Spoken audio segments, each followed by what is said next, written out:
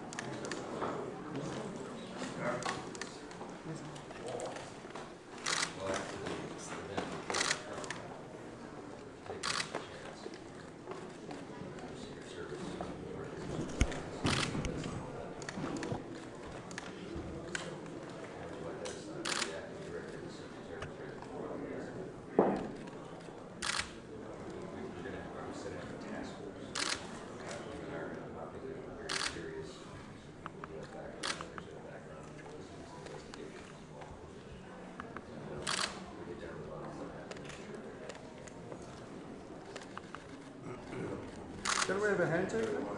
Great, thank you so much. Handshake?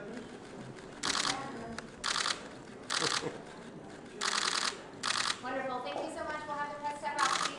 Thank you, press. Okay, all right, that's a wrap. Thank you, let's wrap. Let's go. Guys, move out, please. Thank you, thank you. Thanks, guys. You're official.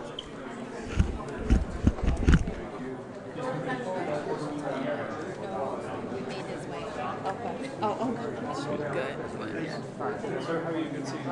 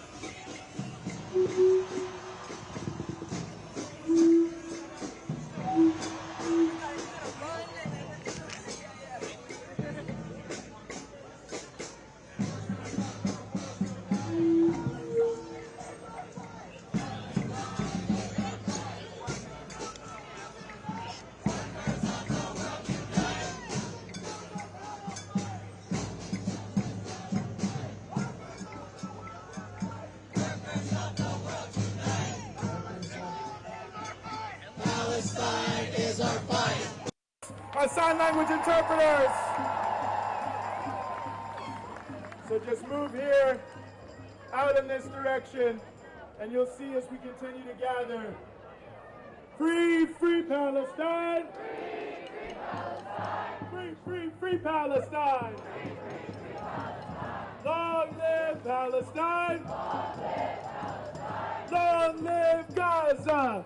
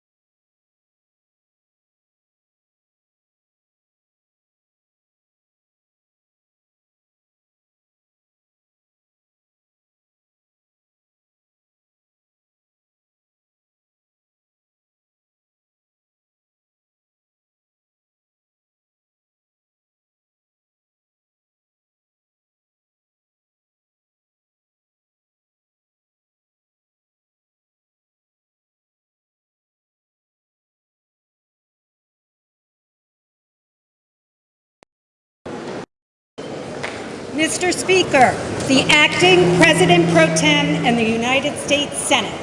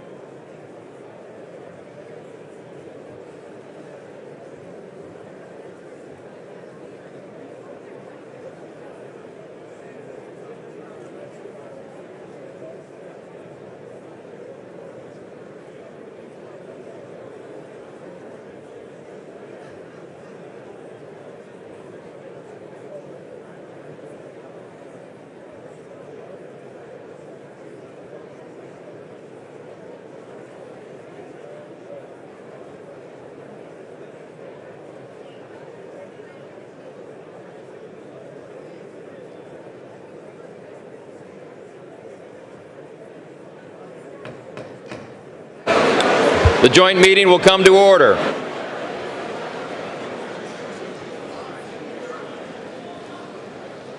The chair appoints as members of the committee on the part of the House to escort His Excellency Benjamin Netanyahu, Prime Minister of the State of Israel, into the chamber.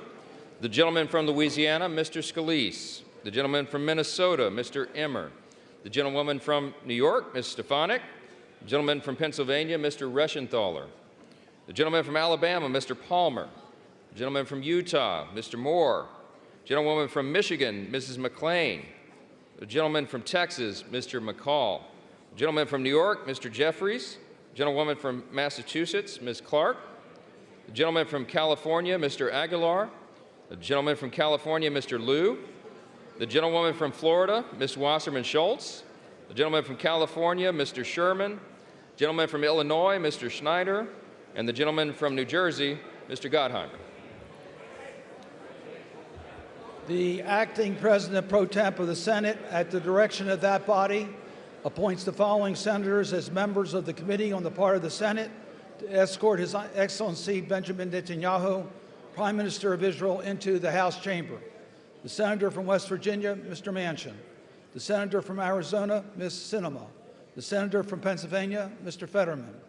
The senator from Kentucky, Mr. McConnell. The senator from South Dakota, Mr. Thune.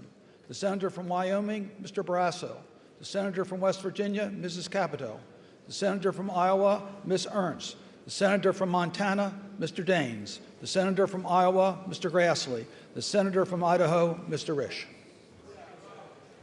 All members of the escort committee will exit the chamber through the lobby doors.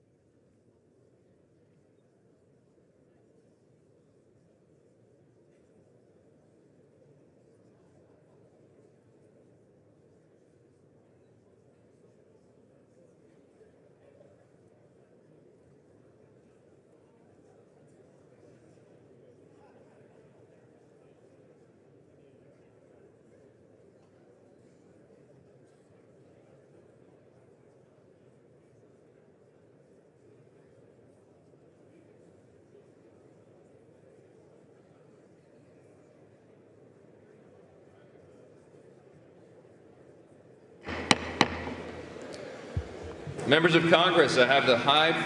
No? Oh. Mr. Speaker, the Dean of the Diplomatic Corps.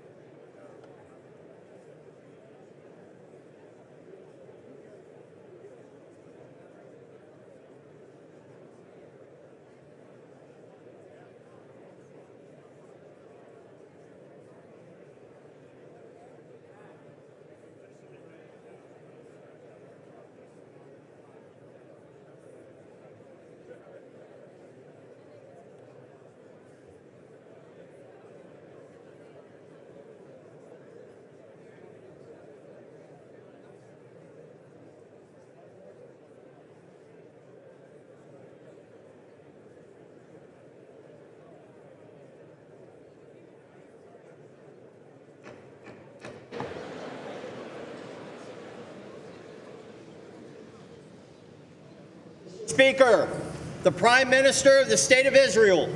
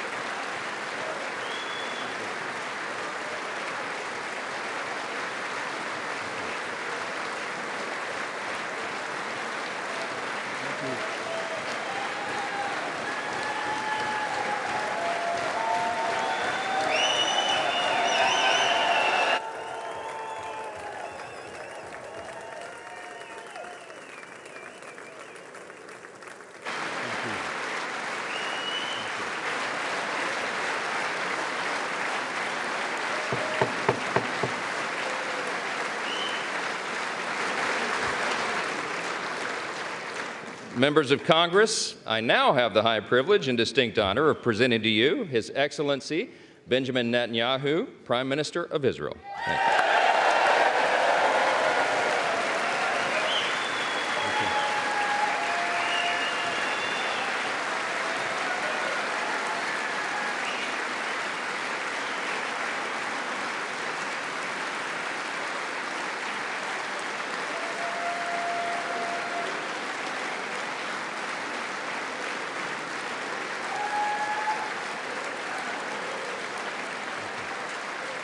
Thank you.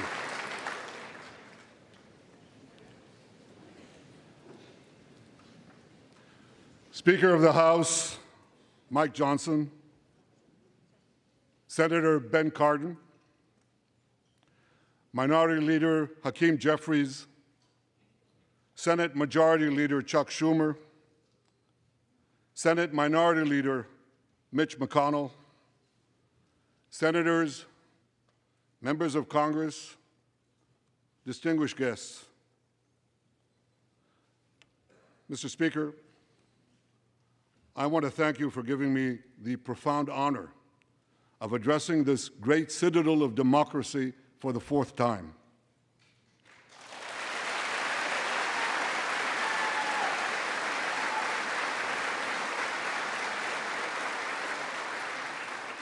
We meet today at a crossroads of history.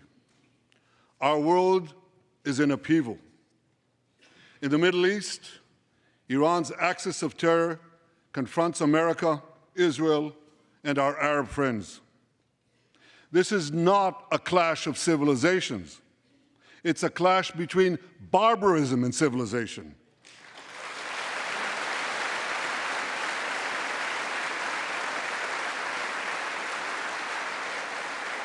It's a clash between those who glorify death and those who sanctify life.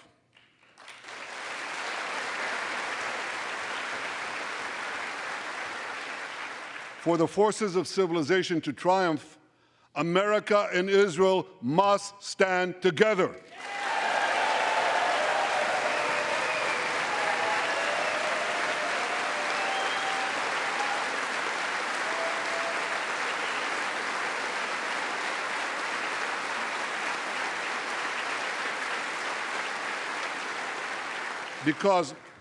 Because when we stand together, something very simple happens. We win, they lose.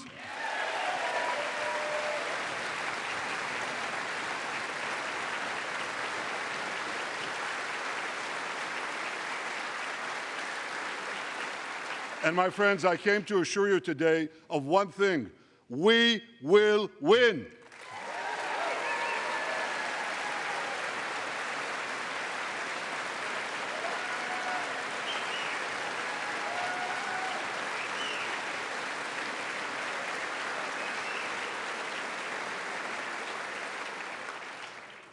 Ladies and gentlemen, like December 7th, 1941, and September 11th, 2001, October 7th is a day that will forever live in infamy. It was the Jewish holiday of Simchat Torah. It began as a perfect day, not a cloud in the sky. Thousands of young Israelis were celebrating at an outdoor music festival. And suddenly, at 6:29 a.m., as children were still sleeping soundly in their beds in the towns and kibbutzim next to Gaza, suddenly heaven turned into hell. 3,000 Hamas terrorists stormed into Israel. They butchered 1,200 people from 41 countries, including 39 Americans. Proportionately, compared to our population size, that's like 20 9/11s in one day. And these monsters, they raped women, they beheaded men, they burnt babies alive, they killed parents in front of their children, and children in front of their parents. They dragged 255 people, both living and dead, into the dark dungeons of Gaza. Israel has already brought home 135 of these hostages, including 7 who were freed in daring rescue operations.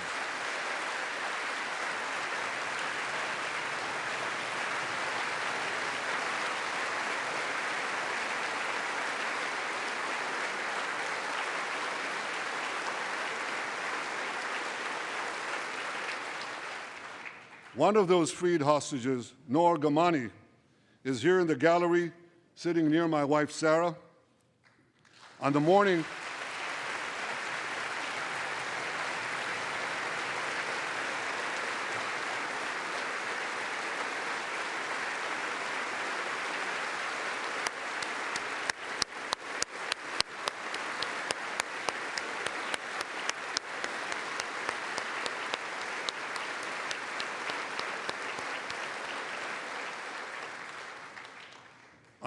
of October 7th, the entire world saw Noah's look of desperation as she was violently abducted to Gaza on the back of a motorcycle.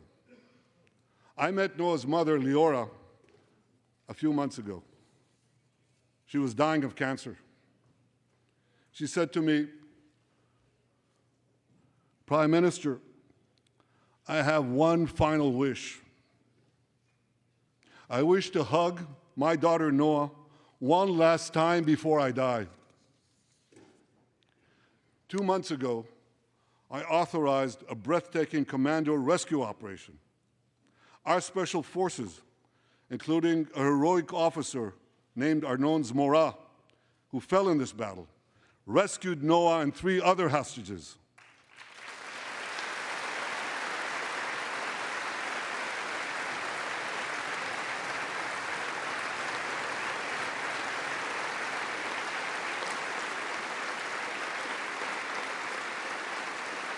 Noah, I think it's one of the most moving things. When Noah was reunited with her mother, Leora, and her mother's last wish came true. Noah, we're so thrilled to have you with us today. Thank you.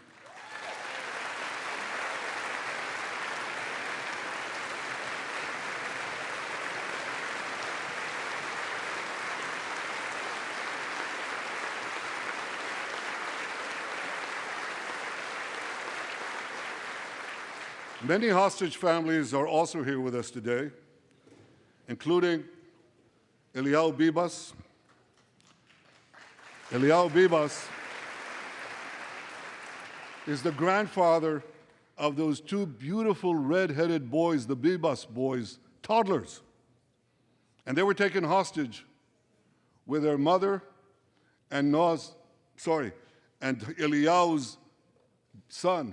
The entire family was taken hostage. 2 beautiful red-haired children taken hostage. What monsters. And with us also is Iris Chaim, whose son, Yotam, bravely escaped Hamas captivity with 2 other Israelis, and tragically they were killed making their way back to our lines. We have with us also the families of American hostages. They're here.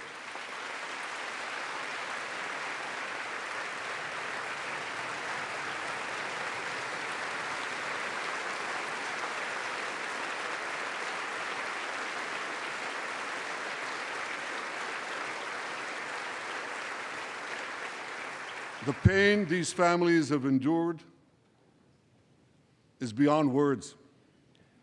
I met with them again yesterday, and I promised them this: I will not rest until all their loved ones are home, all of them.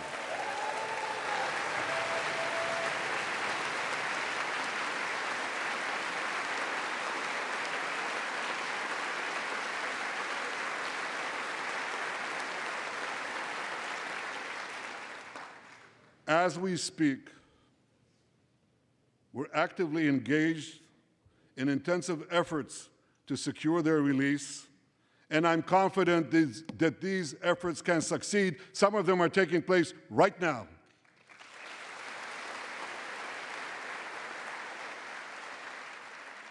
I want to thank President Biden for his tireless efforts on behalf of the hostages and for his efforts to the hostage families as well.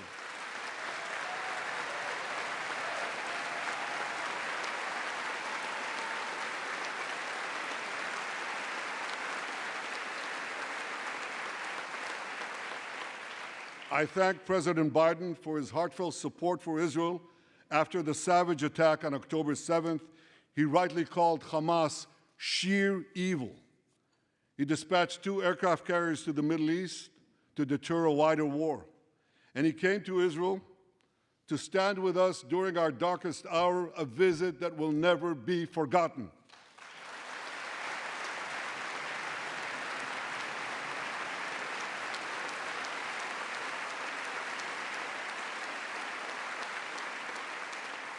President Biden and I have known each other for over 40 years. I want to thank him for half a century of friendship to Israel and for being, as he says, a proud Zionist. Actually, he says a proud Irish-American Zionist.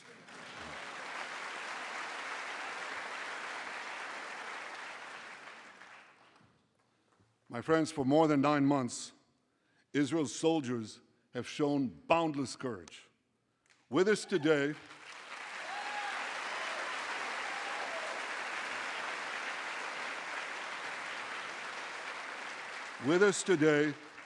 is Lieutenant Avichail Reuven.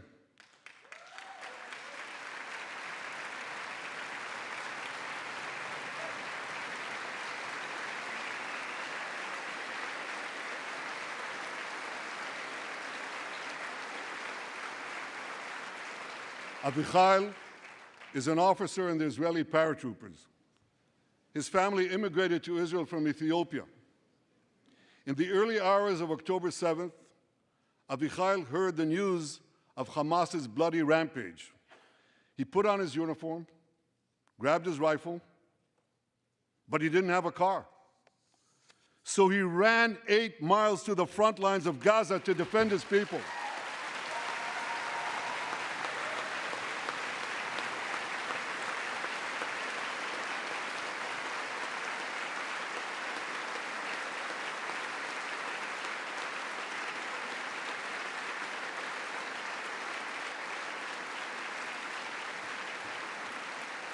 You heard that right.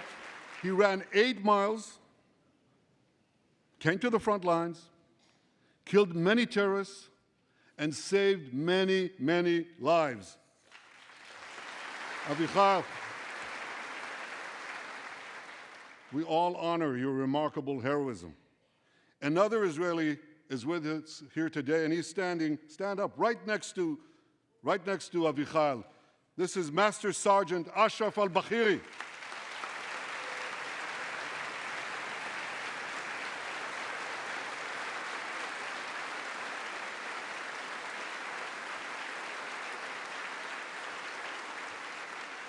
Ashraf is a Bedouin soldier from the Israeli Muslim community of Raat.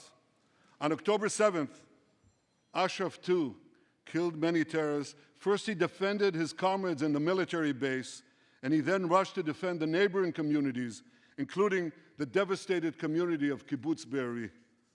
Like Ashraf,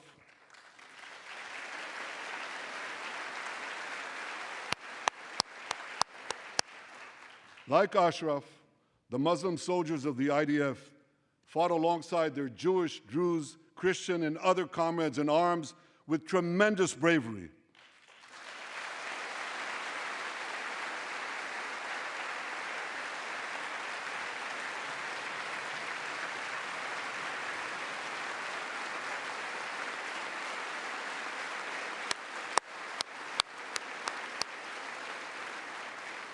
A third hero, Lieutenant Asa Sofer, is also here with us.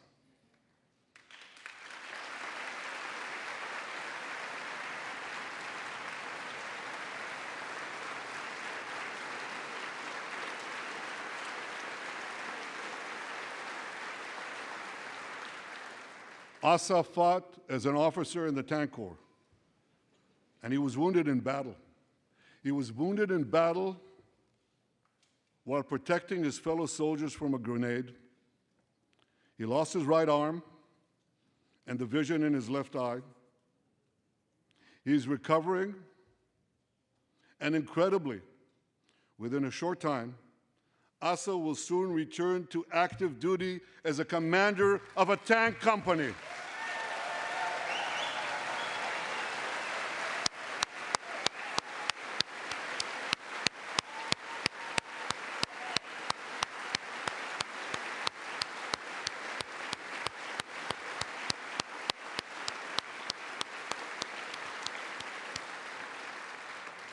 I just learned there is a fourth hero here, Lieutenant Jonathan Ben Chamo, who lost a leg in Gaza and continued to fight.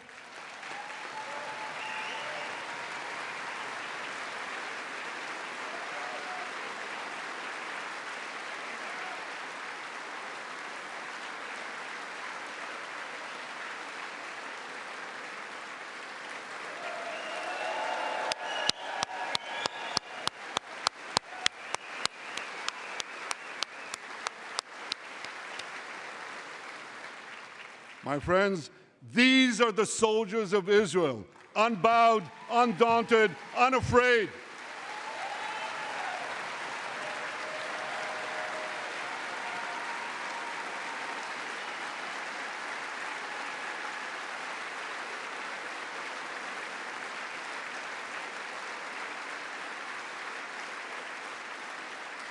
As the Bible says, Am kelavi yakum.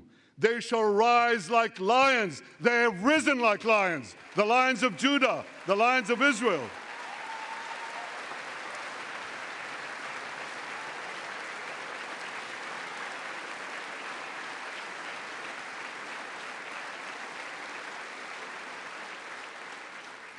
Ladies and gentlemen, the men and women of the IDF come from every corner of Israeli society, every ethnicity, every color, every creed, left and right, religious and secular. All are imbued with the indomitable spirit of the Maccabees, the legendary Jewish warriors of antiquity. With us today is Yechiel Leiter, the father of one of those Maccabees. Yechiel's father escaped the Holocaust and found refuge in America. As a young man, Yechiel moved to Israel and raised a family of 8 children. He named his eldest son, Moshe, after his late father. Moshe became an exemplary officer in one of our elite commando units. He served with distinction for 2 decades while raising 6 beautiful children of his own. On October 7th, Moshe volunteered to return to combat. 4 weeks later, he was killed when a booby-trapped mine exploded in a tunnel shaft right next to a mosque. At his son's funeral, Yechiel said this: "If the state of Israel had not been established after the Holocaust, the image engraved in our collective memory would have been the photograph of that helpless Jewish boy in the Warsaw Ghetto holding his hands up in the air with Nazi rifles pointed at him. But because of the birth of Israel," Yechiel continued, "because of the courage of soldiers like my son Moshe, the Jewish people are no longer helpless in the face of our enemies."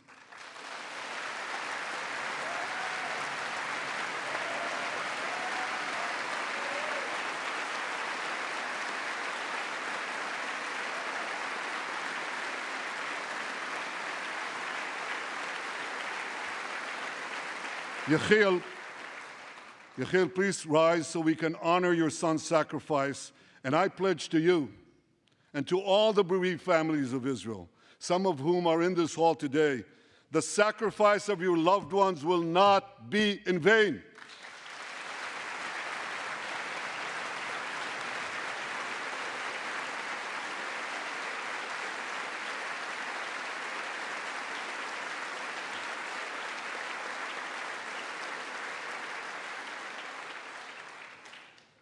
It will not be in vain because for Israel, never again must never be an empty promise.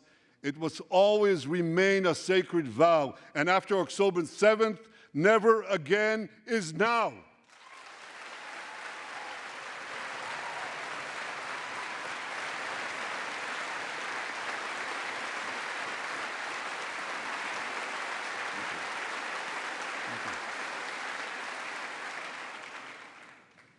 My friends, defeating our brutal enemies requires both courage and clarity.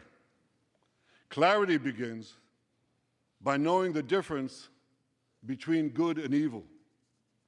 Yet incredibly, many anti-Israel protesters, many choose to stand with evil. They stand with Hamas. They stand with rapists and murderers. They stand with people who came into the kibbutzim, into a home. The parents hid the children, the 2 babies, in the attic, in a secret attic. They murdered the families, the parents. They find the secret latch to the hidden attic, and then they murder the babies. These protesters stand with them. They should be ashamed of themselves.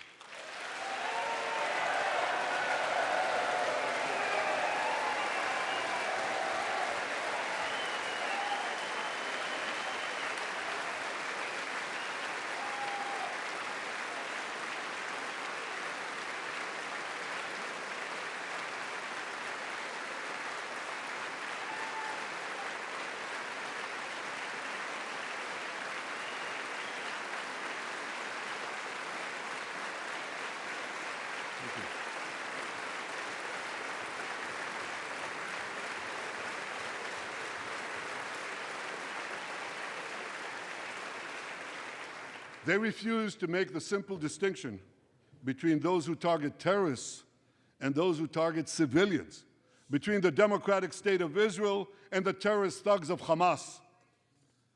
We recently learned from the National Security Director, U.S. Director of National Intelligence, that Iran is funding and promoting anti-Israel protests in America. They want to disrupt America. So these protesters burn American flags even on the 4th of July. And I wish to salute the fraternity brothers at the University of North Carolina who protected the American flag against these anti-Israel protesters.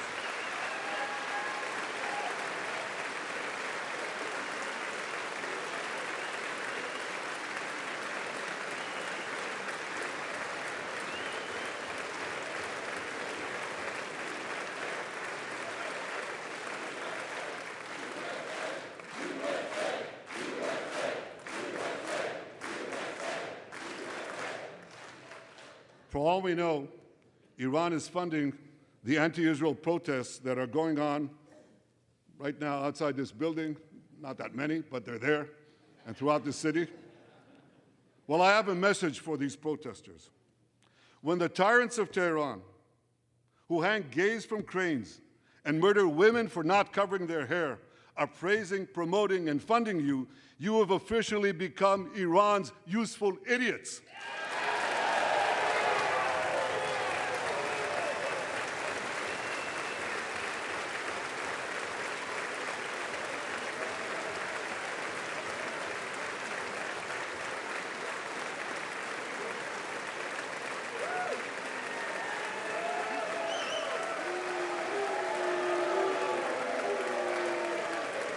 Some of these protesters, and it's amazing, absolutely amazing, some of these protesters hold up signs proclaiming gays for Gaza.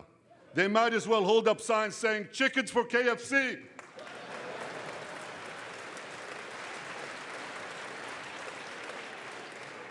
These protesters chant from the river to the sea, but many don't have a clue what river and what sea they're talking about. They not only get an F in geography, they get an F in history. They call Israel a colonialist state?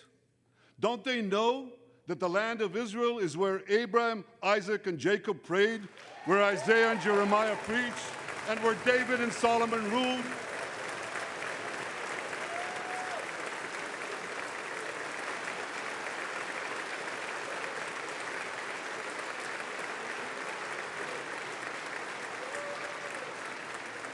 For nearly 4,000 years, the land of Israel has been the homeland of the Jewish people.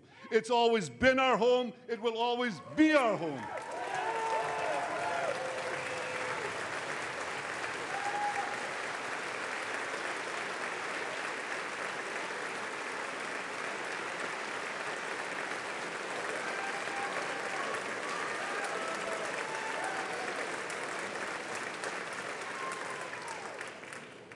It's not only the campus protesters who get it wrong. It's also the people who run those campuses. 80 years after the Holocaust, the presidents of Harvard, Penn, and I'm ashamed to say my alma mater, MIT, couldn't bring themselves to condemn the calls for the genocide of Jews. You remember what they said? They said, it depends on the context. Well, let me give these befuddled academics a little context.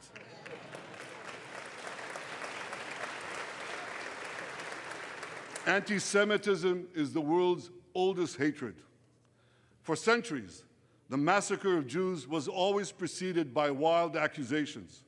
We were accused of everything from poisoning wells to spreading plagues, to using the blood of slaughtered children to bake Passover matzahs. These preposterous anti-Semitic lies led to persecution, mass murder, and ultimately to history's worst genocide, the Holocaust. Now, just as malicious lies were leveled for centuries at the Jewish people, malicious lies are now being leveled at the Jewish state. No, don't applaud. Listen. The outrageous slanders that paint Israel as racist and genocidal are meant to delegitimize Israel, to demonize the Jewish state, and to demonize Jews everywhere. And no wonder we've witnessed an appalling rise of anti-Semitism in America and around the world. My friends, whenever and wherever we see the scourge of anti-Semitism, we must unequivocally condemn it and resolutely fight it, without exception.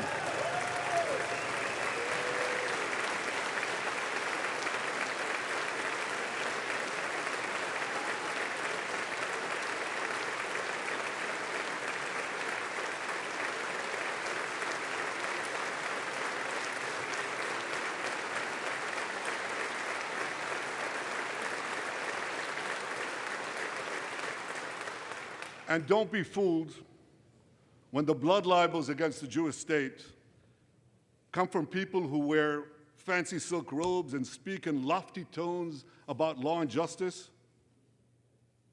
Here's a case in point.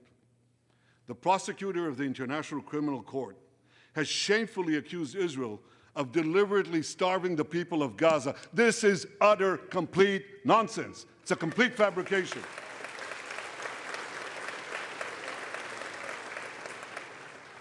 Israel has enabled more than 40,000 aid trucks to enter Gaza. That's 500,000 tons of food, and that's more than 3,000 calories for every man, woman, and child in Gaza.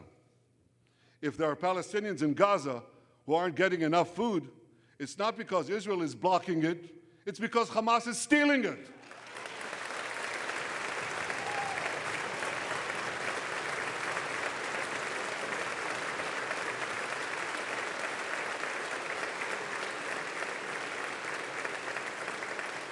So much for that lie, but here's another. The ICC prosecutor accuses Israel of deliberately targeting civilians. What in God's green earth is he talking about? The IDF has dropped millions of flyers, sent millions of text messages, made hundreds of thousands of phone calls to get Palestinian civilians out of harm's way. But at the same time, Hamas does everything in its power to put Palestinian civilians in harm's way. They fire rockets from schools, from hospitals, from mosques. They even shoot their own people when they try to leave the war zone. A senior Hamas official, Fatri Hamad, boasted, listen to this, he boasted that Palestinian women and children excel at being human shields. His words, excel at being human shields. What monstrous evil. For Israel, every civilian death is a tragedy. For Hamas, it's a strategy. They actually want Palestinian civilians to die so that Israel will be smeared in the international media and be pressured to end the war before it's won. This would enable Hamas to survive another day and, as they vowed, to carry out October 7th again and again and again. Well, I want to assure you, no matter what pressure is brought to bear, I will never allow that to happen.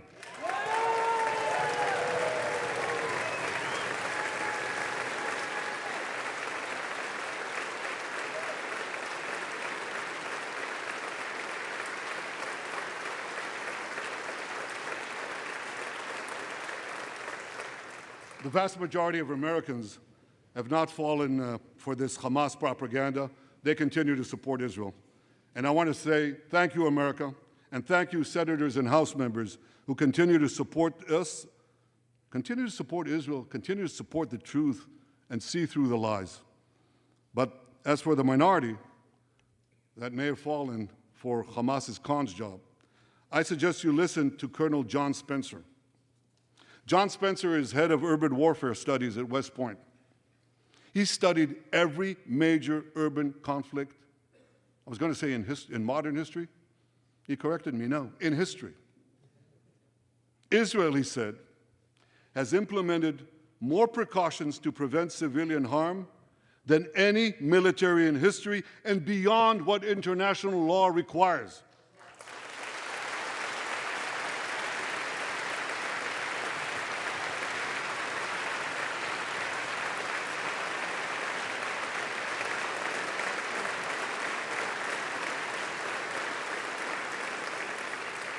That's why, despite all the lies you've heard, the war in Gaza has one of the lowest ratios of combatants to non-combatants casualties in the history of urban warfare.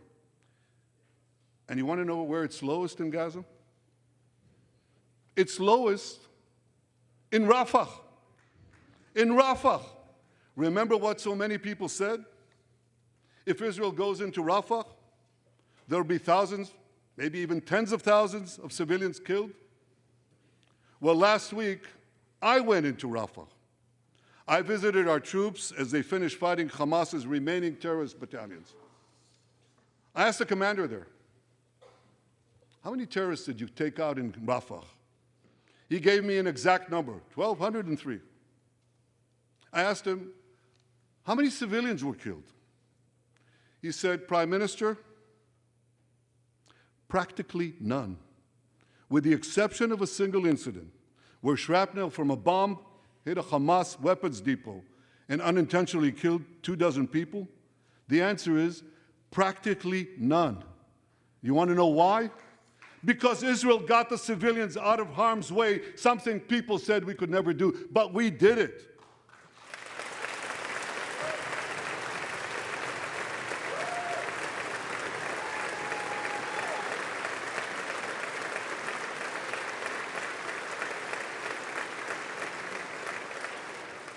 These heroes here today, the heroic soldiers of Israel, should not be condemned for how they're conducting the war in Gaza. They should be commended for it.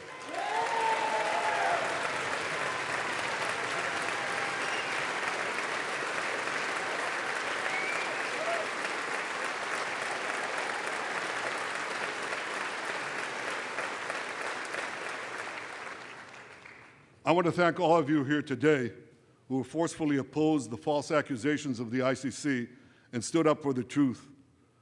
These lies are not only libelous, they're downright dangerous. The ICC is trying to shackle Israel's hands and prevent us from defending ourselves. And if Israel's hands are tied, America is next. And I'll tell you what else is next. The ability of all democracies to fight terrorism will be imperiled. That's what's on the line. So let me assure you, the hands of the Jewish state will never be shackled. Israel will always defend itself.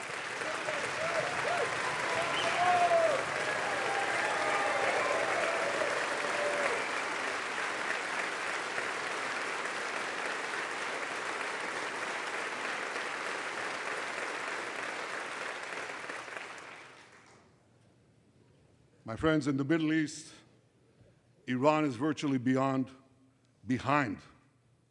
all the terrorism, all the turmoil, all the chaos, all the killing. And that should come as no surprise. When he founded the Islamic Republic, Ayatollah Khomeini pledged, "We will export our revolution to the entire world." We will export the Islamic revolution to the entire world. Now ask yourself, which country ultimately stands in the way of Iran's maniacal plans to impose radical Islam on the world? And the answer is clear. It's America, the guardian of Western civilization and the world's greatest power.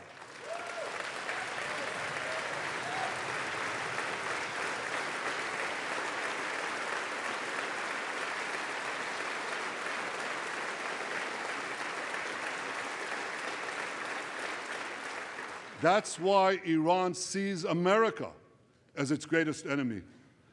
Last month, we heard a revealing comment, ostensibly about the war in Gaza, but about something else.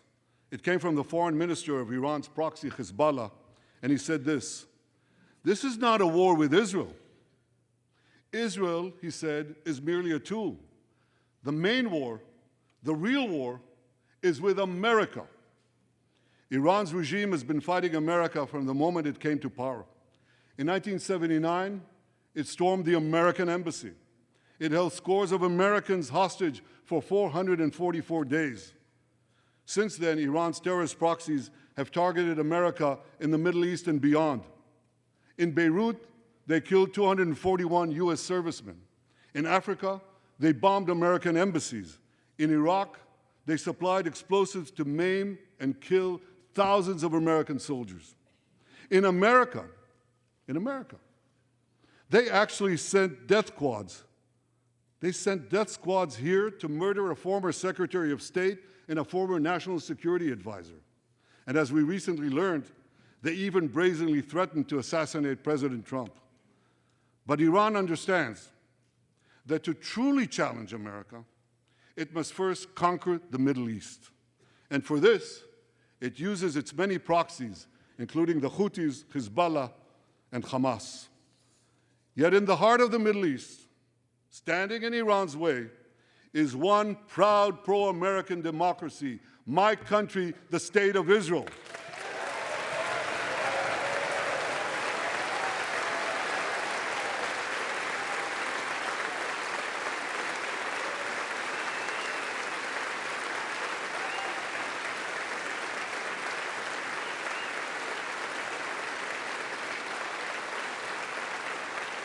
That's why the mobs in Tehran chant death to Israel before they chant death to America. For Iran, Israel is first, America is next. So when Israel fights Hamas, we're fighting Iran. When we fight Hezbollah, we're fighting Iran. When we fight the Houthis, we're fighting Iran. And when we fight Iran, we're fighting the most radical and murderous enemy of the United States of America. And one more thing. When Israel acts to prevent Iran from developing nuclear weapons that could destroy Israel and threaten every American city, every city that you come from, we're not only protecting ourselves, we're protecting you.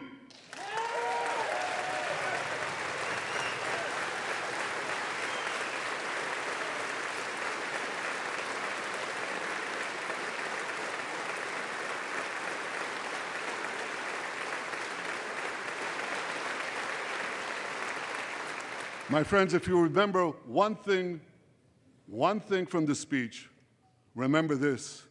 Our enemies are your enemies. Our fight is your fight. And our victory will be your victory.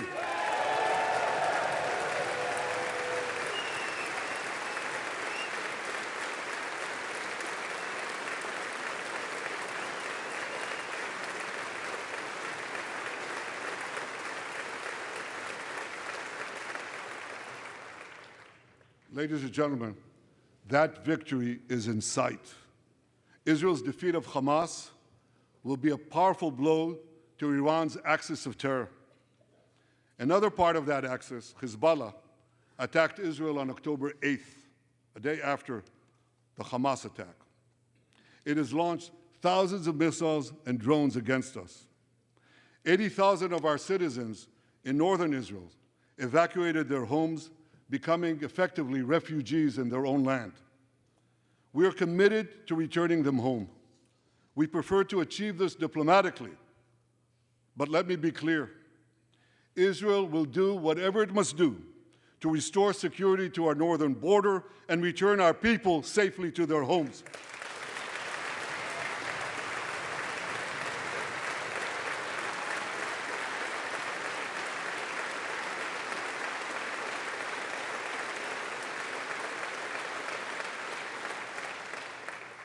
Last Friday, a third Iranian proxy, the Houthis, attacked Tel Aviv with a deadly drone. It exploded a few hundred feet from the American consulate, killing one person and injuring 9. On Saturday, I authorized a swift response to that attack. All our enemies should know this. Those who attack Israel will pay a very heavy price. And as we defend ourselves,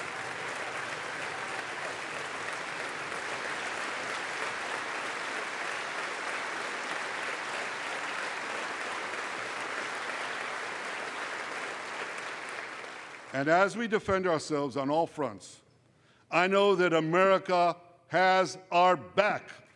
And I thank you for it. All sides of the aisle, thank you.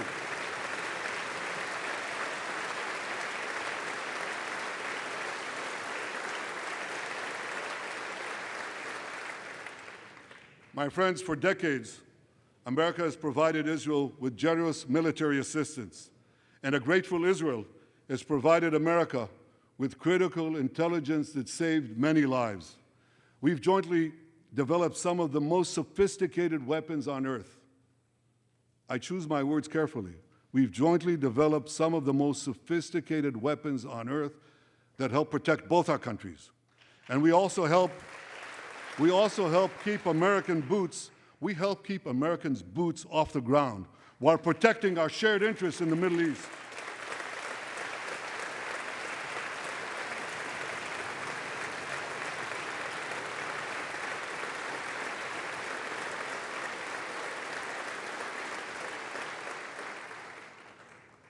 I deeply appreciate America's support, including in this current war. But this is an exceptional moment. Fast-tracking U.S. military aid can dramatically expedite an end to the war in Gaza and help prevent a broader war in the Middle East. In World War II, as Britain fought on the front lines of civilization, Winston Churchill appealed to Americans with these famous words: "Give us the tools and we'll finish the job." Today, as Israel fights on the front line of civilization, I too appeal to America. Give us the tools faster and we'll finish the job faster.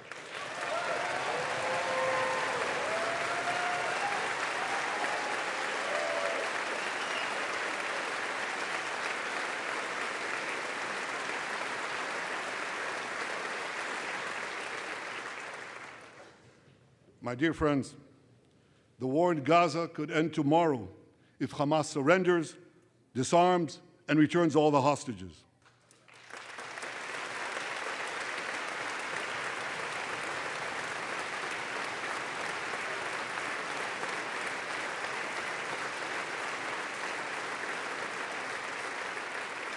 But if they don't, Israel will fight until we destroy Hamas's military capabilities, end its rule in Gaza, and bring all our hostages home.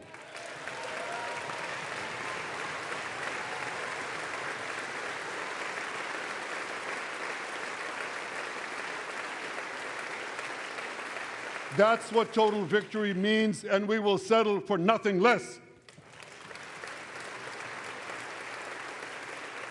The day after we defeat Hamas, a new Gaza can emerge. My vision for that day is of a demilitarized and de-radicalized Gaza.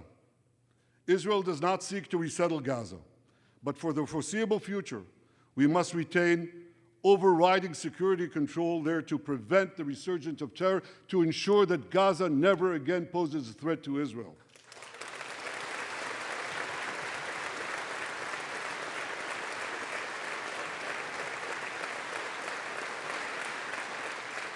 Gaza should have a civilian administration run by Palestinians who do not seek to destroy Israel. That's not too much to ask. It's a fundamental thing that we have a right to demand and to receive.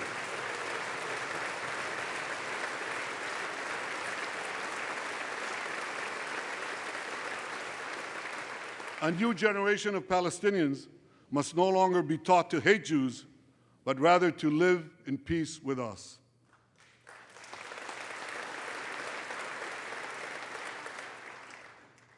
Those twin words, demilitarization and de-radicalization, those two concepts were applied to Germany and Japan after World War II, and that led to decades of peace, prosperity, and security.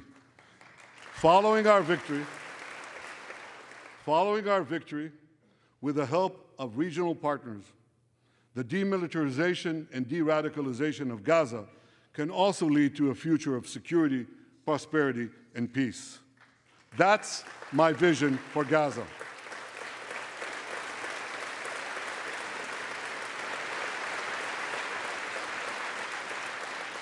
Now, here's my vision for the broader Middle East. It's also shaped in part by what we saw in the aftermath of World War II. After that war, America forged a security alliance in Europe to counter the growing Soviet threat. Likewise, America and Israel today can forge a security alliance in the Middle East to counter the growing Iranian threat. All countries that are at peace with Israel and all those countries who will make peace with Israel should be invited to join this alliance. We saw a glimpse of that potential alliance on April 14th. Led by the United States, more than half a dozen nations worked alongside Israel to help neutralize hundreds of missiles and drones launched by Iran against us. Thank you, President Biden, for bringing that coalition together.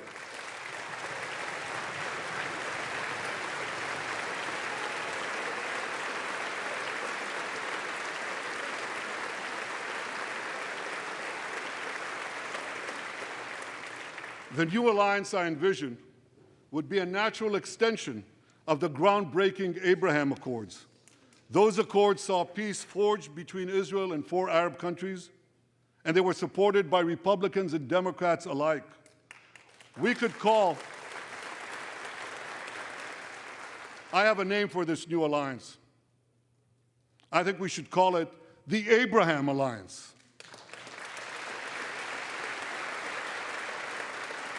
I want to thank President Trump for his leadership in brokering the historic Abraham Accords.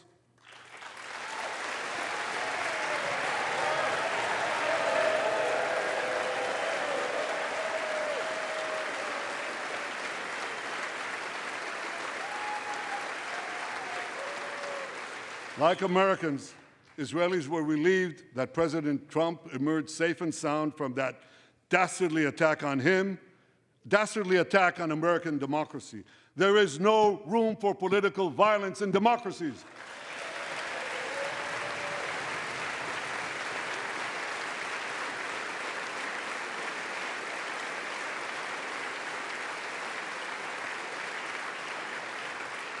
I also want to thank President Trump for all the things he did for Israel, from recognizing Israel's sovereignty over the Golan Heights, to confronting Iran's aggression, to recognizing Jerusalem as our capital and moving the American embassy there.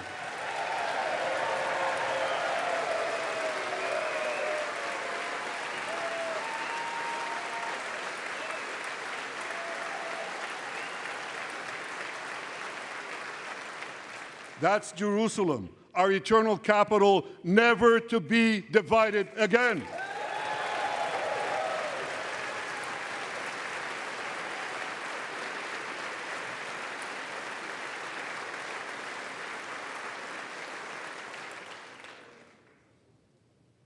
My dear friends, Democrats and Republicans, despite these times of upheaval, I'm hopeful about the future. I'm hopeful about Israel because my people, the Jewish people, emerged from the depths of hell, from dispossession and genocide. And against all odds, we restored our sovereignty in our ancient homeland. We built a powerful and vibrant democracy, a democracy that pushes the boundaries of innovation for the betterment of all humanity. I'm hopeful about America because I'm hopeful about Americans. I know how much the people of this country have sacrificed to defend freedom. America will continue to be a force for light and good in a dark and dangerous world. For free peoples everywhere, America remains the beacon of liberty its extraordinary founders envisioned back in 1776.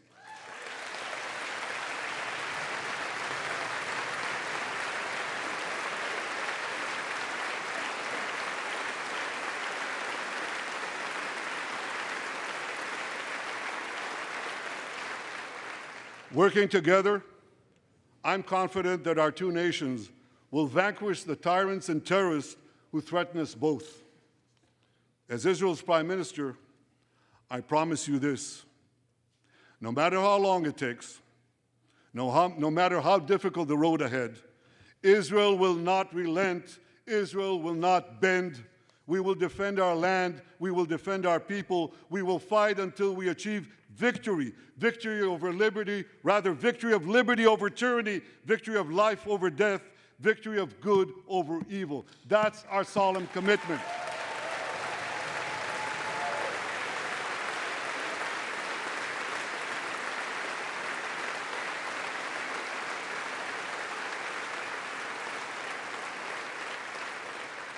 And we will continue to work with the United States and our Arab partners to transform a troubled region from a backwater of repression, poverty, and war into a thriving oasis of dignity, prosperity, and peace.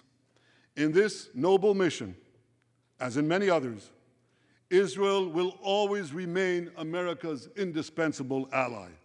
Through thick and thin,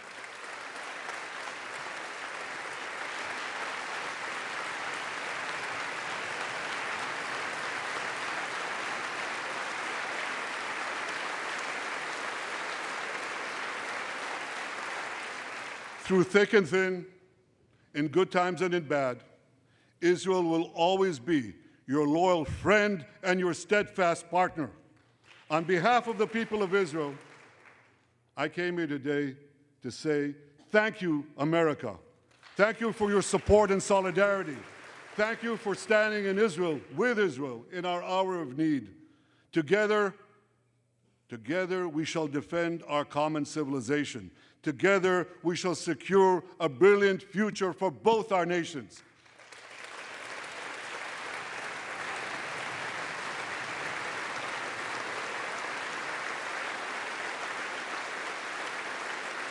May God bless Israel, may God bless America, and may God bless the great alliance between Israel and America forever.